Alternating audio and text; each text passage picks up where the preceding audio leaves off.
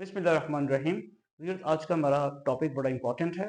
आज के लेक्चर में हम अर्शमिडिस प्रिंसिपल का इस्तेमाल करते हुए किसी ऑब्जेक्ट की डेंसिटी मालूम करना सीखेंगे। बेसिकली किसी ऑब्जेक्ट की डेंसिटी मालूम करने का फार्मूला ड्राइव करेंगे। तो हमारा टॉपिक है finding density of an object using Archimedes principle. इससे पहले कि हम कैलकुलेशन स्टार्ट करें, पहले आप एक पिक्चर से ये देखें, एक पिक्चर को देखते हुए ज़रा एनालिसिस करते हैं।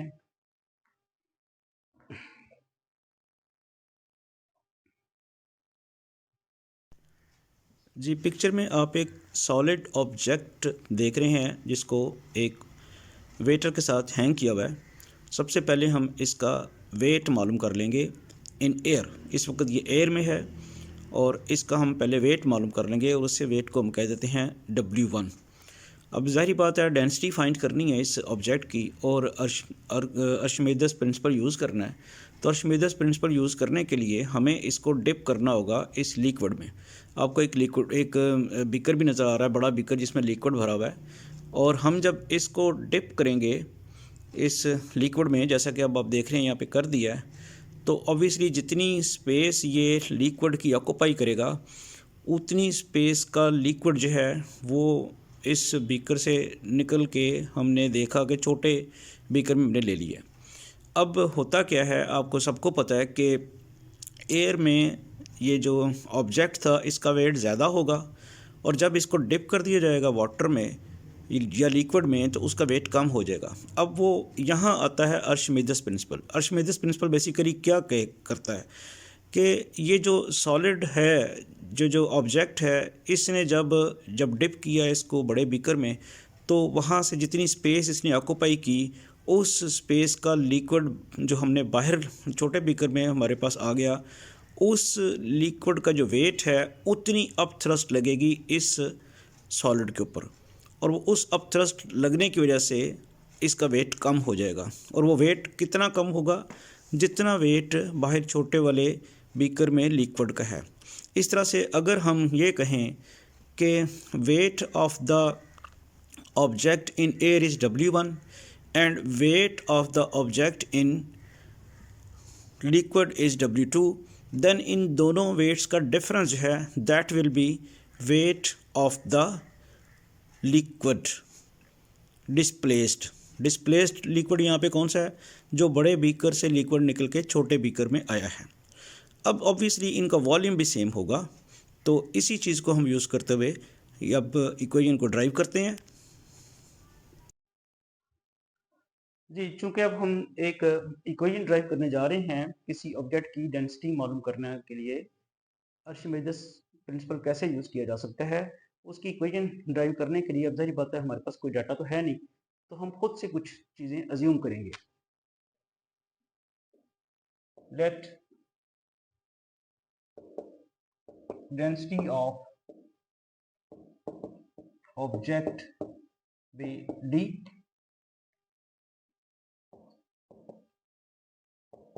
Wait of object in air, weight of object in air, ये जैसे भी आपको पिक्चर में हमने करके दिखाया, इसको W1 सपोज कर लेते हैं। और W1 जो है वो फिर किसके बराबर होगा? M1 into ji, where M1 क्या होगी? M1 is the mass of object, इसका वेट आएगा W1 M1G। उसके बाद वॉल्यूम ऑफ ऑब्जेक्ट, वो हम सपोज कर लेते हैं V।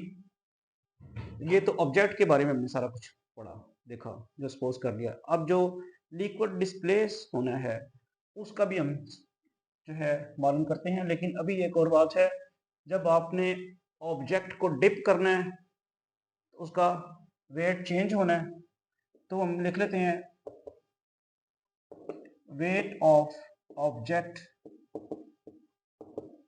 इन लिक्विड, उसे हम W2 कह देते हैं। नेक्स्ट आएगा डेंसिटी ऑफ लिक्विड इसे हम रो कह देते हैं, और weight of equal volume of liquid, वो हम W कह देते हैं।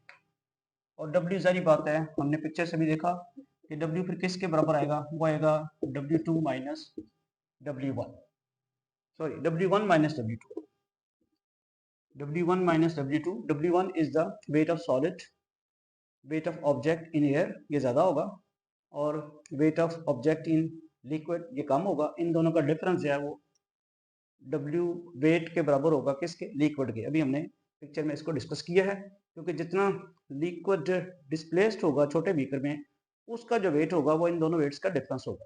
क्योंकि अब थ्रस्ट ने, जब ऑब्जेक्ट को लिक्विड में डिप करना है तो अब थ्रस्ट लगनी है, उसने उसको ऊपर धकेलना है, उतना ही वेट कम होना है, और वो कितना ऊपर धकेलेगी, जितना लिक्विड डिस्प्लेस्ड हुआ। Weight of equal volume of liquid. और उसके बाद अब हमें क्या चाहिए, अब हम इन दोनों की रेशोज ले लेते हैं,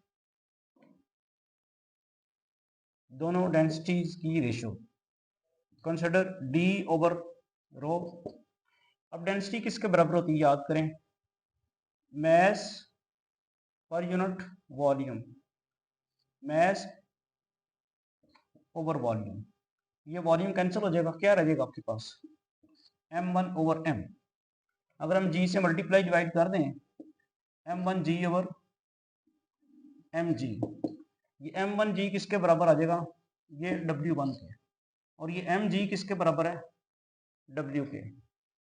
तो D ओवर रो हमारे पास आ गया W1 over W1 minus W2। यहाँ से D की वैल्यू आ गई W1 over W1 minus W2। D is equal to W1 over W1 minus 2 into rho. ये डेंसिटी मालूम करने का फॉर्मूला है, केयरफुली सिंप्लीफिकेशंस करें। Density over density, density of object over density of liquid. Density का formula होता है mass per unit volume, और ऑब्जेक्ट का वॉल्यूम और लिक्विड का वॉल्यूम सेम होगा। जो लिक्विड डिस्प्लेस्ड हुआ है उतना ही, जितनी स्पेस ऑब्जेक्ट ने ऑक्यूपाई की है उतना ही लिक्विड डिस्प्लेस्ड हुआ है, तो दोनों के वॉल्यूम सेम होंगे। और यहाँ से V और V कैंसिल हो जाएगा, ऊपर आ जाएगा M1 ओवर M। G से मल्टीप्लाई कराएंगे और डिवाइड करेंगे तो M1G W1 आ जाएगा, MG आ जाएगा W। तो इस तरह से W चुके हमारे पास पता है, वेट ऑफ लिक्विड डिस्प्लेस्ड किसके बराबर है, difference of weights of the object. वो W1 माइनस W2 यहाँ पे प्लेस किया, और ये हमारे पास फॉर्मूला आ गया। होपफुली आपको ये समझ आ गया होगा। नेक्स्ट लेक्चर में हम इंशाल्लाह इससे रिलेटेड कोई एग्जांपल सॉल्व करेंगे।